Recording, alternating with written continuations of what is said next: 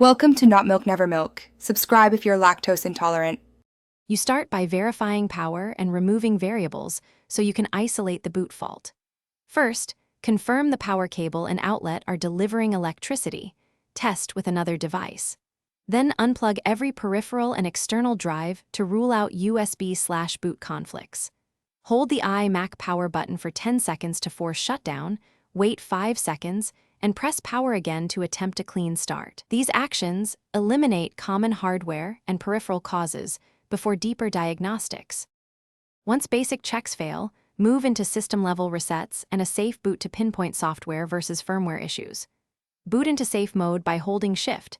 This disables non-essential drivers and runs a disk check, so note any changes.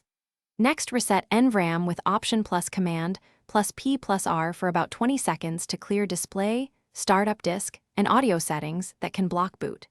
Finally, perform the SMC reset for power management fixes. Follow the model-specific method. Unplug for a few minutes or use the key sequence to address low-level hardware control problems. If resets don't revive the iMac, use recovery mode to repair the drive and reinstall Mac OS. Boot with Command plus R, open disk utility, run first aid, then reinstall if the disk is healthy.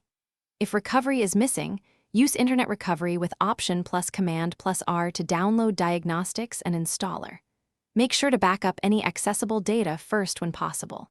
If errors persist, or you see kernel panics or firmware messages, record exact text and seek Apple support or an authorized repair to avoid data loss and hardware damage. Thanks for watching. If this was helpful, leave a like and consider subscribing. See you next time.